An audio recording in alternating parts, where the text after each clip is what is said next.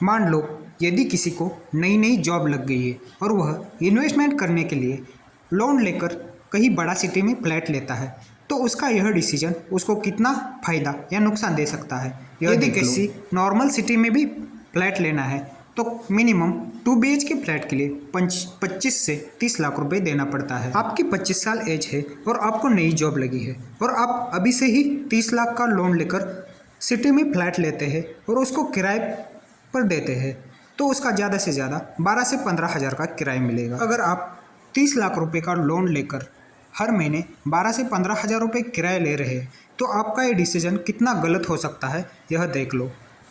अगर आप आज 30 लाख रुपए का लोन लेते हो तो आपको मिनिमम 25,000 का EMI अगले 20 साल तक भरना पड़ेगा, क्योंकि आजकल कोई भी बैंक किसी भी प्रकार का लोन 8 के कम इंटरेस्ट से नहीं देती है।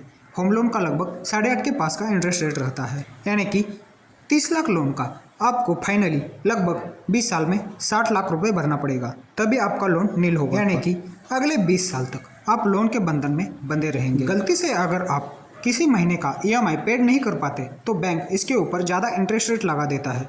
अगर आपकी जॉब या इनकम पर मंथ फिक्स नहीं है तो ऊपर से ज़्यादा टेंशन में आ जाओगे, यानी कि जो 30 लाख का फ्लैट आपने लिया है वो फाइनली आपका कब होगा, जब बैंक का पूरा EMI नील होगा, तभी आप उस फ्लैट के ओनर होंगे। अगर आप लोन लेकर फ्लैट खरीदने के झंझट में नहीं पड़ते और यही 25,000 का SIP म्यूचुअल फंड में करते तो आपको 20 साल में कितना फ़ायदा होता यह देखो। अगर आज आप 25,000 का SIP पर मंथ करते हैं और अगले 20 साल तक चलाते हैं तो मिनिमम 15 से 16% का इंटरेस्ट मिल ही जाएगा।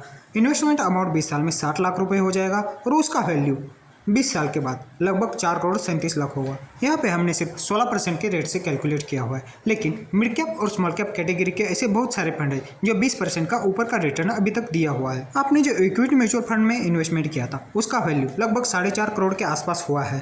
और अगर आप सोच रहे होंगे इस जो खरीदा हुआ फ्लैट है उसका वैल्यू 20 साल के बाद बहुत ज़्यादा होगा, तो आपकी यह सोच बिल्कुल गलत है, क्योंकि 20 साल के बाद जो आप फ्लैट खरीदा था उसका कंस्ट्रक्शन बिल्कुल पुराना हो गया होगा, फ्लैट भी पुराना हो गया होगा। अगर आप उस फ्लैट को दोबारा बेचना चाहते हैं तो कोई ख़रीदार भी नहीं मिलेगा। आप ना आप इस फ्लैट को गिरा सकते हैं ना उसको तोड़ सकते हैं।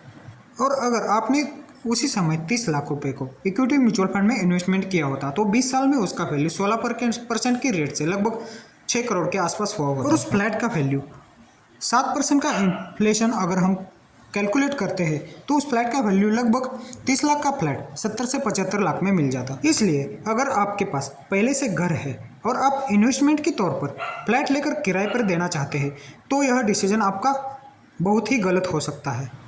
इसलिए ज़िंदगी भर लोन का बोझ भरने से अच्छा जॉब के शुरुआती दौर में हम 8 से 10 हज़ार किराया देकर अच्छे घर में रह सकते हैं और बचा हुआ पैसा इक्विटी म्यूचुअल फंड में इन्वेस्टमेंट करके 15 से 20 साल में एक अच्छा वेल्थ क्रिएशन कर सकते हैं।